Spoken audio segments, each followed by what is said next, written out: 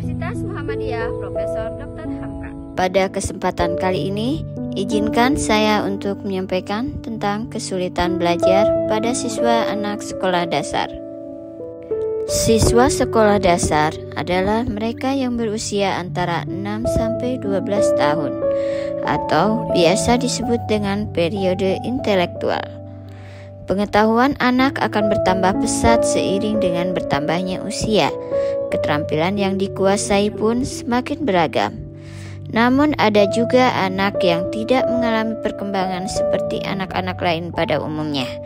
Hal ini dikarenakan siswa tersebut mengalami kesulitan belajar. Kesulitan belajar didefinisikan sebagai hambatan atau gangguan yang dialami oleh anak ataupun remaja yang disebabkan adanya ketidakseimbangan antara ilmu pengetahuan dengan kemampuan yang dimiliki oleh anak yang seharusnya bisa dicapai. Hambatan tersebut bisa jadi memiliki sifat psikologis, fisiologis, maupun sosiologis. Akibatnya, nilainya berada di bawah rata-rata.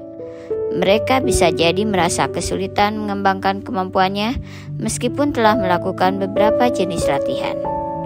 Secara garis besar, gangguan belajar sebagai suatu kondisi saat anak tidak dapat menjalani pembelajaran sebagaimana mestinya.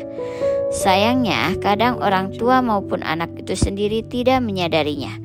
Untuk dapat mengetahui, ada beberapa gejala yang bisa menjadi petunjuk bagi orang tua maupun guru.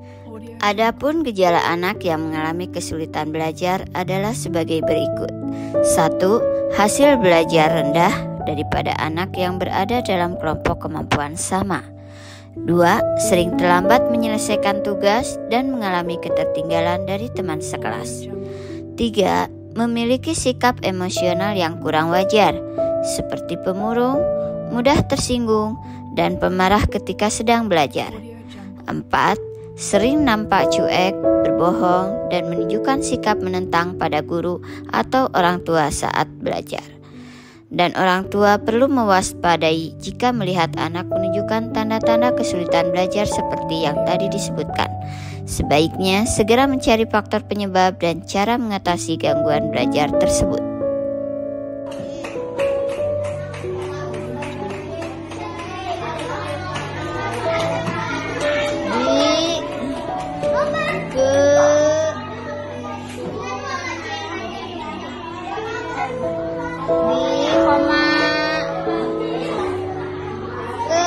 Huruf apa ke?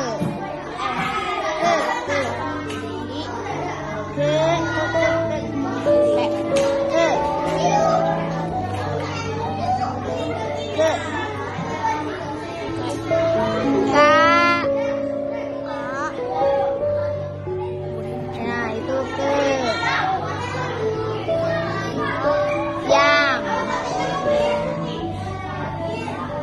Yang gimana nulis yang? Ada 3 jenis kesulitan belajar yang sering kali ditemui dalam perkembangan seorang anak SD. Jenis kesulitan belajar tersebut adalah 1. Kesulitan secara akademis. Kesulitan belajar akademis siswa sekolah dasar sering dinamakan dengan kalistung, membaca, menulis, berhitung. Yang kedua, kesulitan simbolik. Kesulitan belajar karena gangguan simbolik antara lain, siswa itu mampu mendengar tetapi tidak mengerti apa yang didengar. Ia juga mampu mengaitkan objek yang dilihat namun mengalami gangguan pengamatan. Anak juga mengalami gangguan gerak-gerik. Siswa yang seperti ini sulit untuk dapat memahami suatu objek sekalipun ia memiliki pendengaran yang normal. Dan yang ketiga adalah jenis kesulitan non-simbolik. Gangguan ini adalah ketidakmampuan anak memahami isi pelajaran karena ia mengalami kesulitan untuk mengenal kembali apa yang telah dipelajari pada pelajaran sebelumnya. Ketidakmampuan pengamatan akan menimbulkan gangguan keliru ketika ia tidak mampu memanipulasi benda walaupun indera motornya normal. Kesulitan ini umumnya disebabkan oleh cedera otak. Dalam upaya memahami kesulitan belajar anak, guru perlu melakukan diagnosis kesulitan belajar. Untuk jenis kesulitan belajar akademis siswa sekolah dasar, terdiri dari satu kesulitan belajar dalam membaca yang biasa kita sebut dengan disleksia.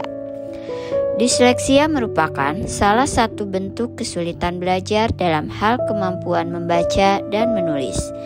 Disleksia adalah kesulitan belajar pada anak yang menyebabkan mereka susah untuk menulis, membaca, dan mengeja. Beberapa gejala umum yang dialami oleh anak yang memiliki disleksia adalah susah untuk memproses serta mengingat hal-hal baru, sulit untuk melafalkan kata-kata baru, termasuk perkembangan bahasa balita dalam mempelajari bahasa asing. Anak disleksia dapat dilihat daripada usia sekolah tingkat dasar adalah 1. Menghadapi masalah membaca yang lambat dan mempunyai tulisan yang kurang bagus. 2. Anak yang disleksia suka mengurangi atau menambahkan kata ketika sedang membaca. 3. Mengalami kekeliruan ketika membaca seperti huruf P dianggap Ki dan huruf B dianggap D.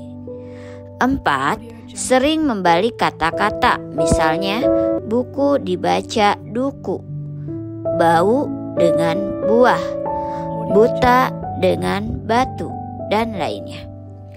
5. Suka menukarkan pemahaman konsep, misalnya bingung terhadap pemahaman konsep atas dengan bawah, depan dengan belakang, dan sebagainya.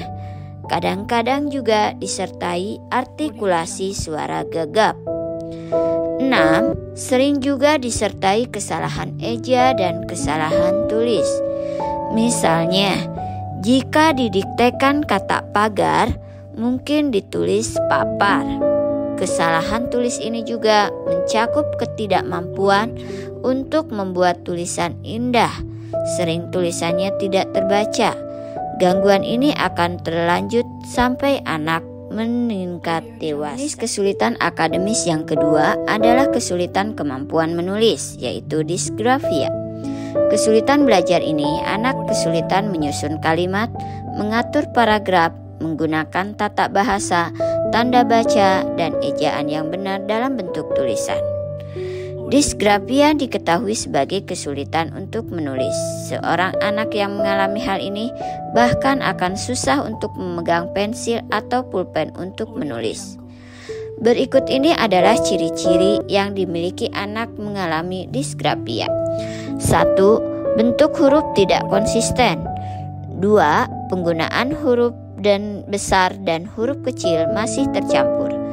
3. Ukuran dan bentuk huruf dalam tulisannya tidak proporsional. 4. Kesulitan dalam mengkomunikasikan satu ide, pengetahuan, atau pemahamannya dalam bentuk tulisan. 5. Sulit memegang pensil dengan mantap, biasanya posisi tangan hampir menempel dengan kertas. 6. Berbicara kepada diri sendiri ketika sedang menulis, atau malah terlalu memperhatikan tangan yang dipakai untuk menulis. 7. Cara menulis tidak konsisten dan tidak mengikuti alur. 8. Walaupun hanya diminta menyalin contoh tulisan, anak tetap mengalami kesulitan. Jenis kesulitan akademis yang ketiga adalah kesulitan kemampuan menghitung atau diskalkulia. Diskalkulia memang agak kurang dikenal daripada disleksia. Diskalkulia adalah gangguan pada pelajaran berhitung atau matematika dasar. Berhitung adalah pelajaran yang berkaitan dengan berpikir logis dan penguasaan, artinya berkaitan dengan kemampuan intelektual. Umumnya berkaitan dengan manipulasi, kali, bagi, tambah, kurang, yang merupakan dasar-dasar ilmu matematika dalam bilangan puluhan. Setelah sebelumnya mengetahui penyebab gangguan belajar, tentunya orang tua dan guru dapat melakukan terapi untuk mengatasinya. Berikut ini adalah beberapa cara mengatasi anak yang kesulitan belajar. 1. Memberikan motivasi dan stimulasi yang tepat. Orang tua perlu memberikan motivasi kepada anaknya agar selalu bersemangat belajar. Pada anak dengan gangguan khusus seperti disleksia, disgrafia, maupun diskalkulia. Perlu melatihnya dengan beberapa metode tertentu.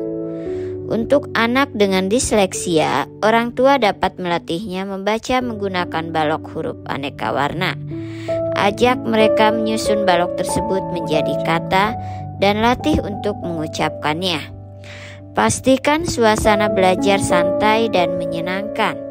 Begitu juga pada anak yang mengidap diskalkulia. Suasana nyaman sangat mempengaruhinya. Jadi tak ada salahnya menyetel musik yang menenangkan untuk menemani mempelajari angka. Anak juga dapat belajar sambil bermain, yaitu dengan memainkan game matematika. Orang tua bisa membuat suatu papan permainan berisi operasi hitungan sederhana.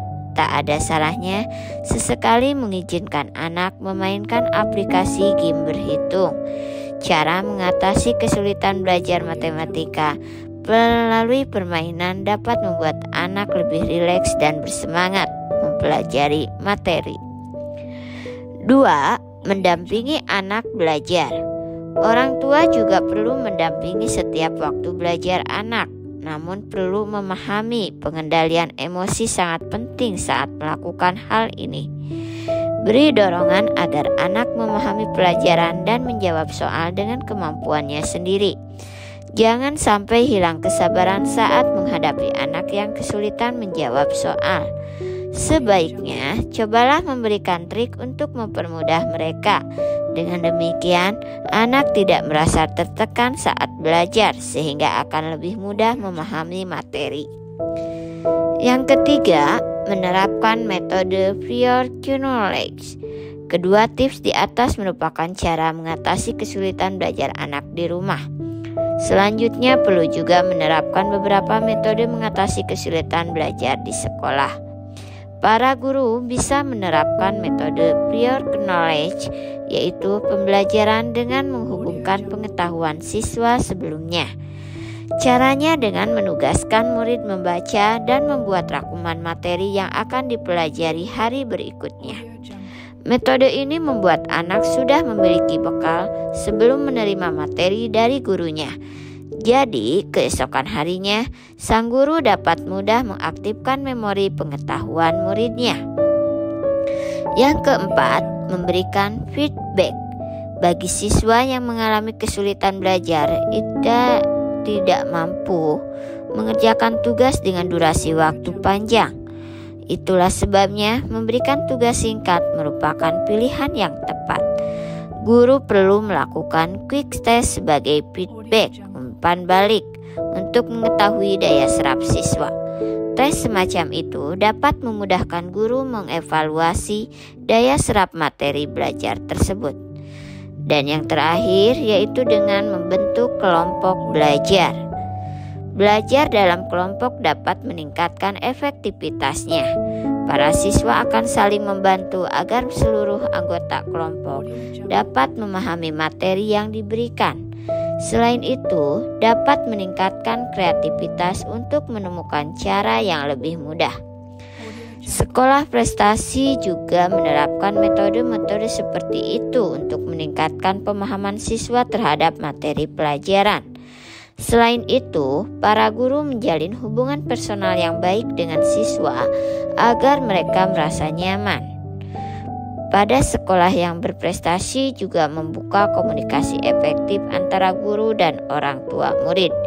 Tujuannya adalah membangun sinergi agar dapat sama-sama mendukung proses belajar anak secara optimal. Orang tua dan guru perlu memahami bahwa gangguan belajar yang dialami anak bukanlah tolok ukur kecerdasannya. Beberapa anak dengan gangguan tersebut bahkan bisa menunjukkan kemampuan kecerdasan yang tinggi.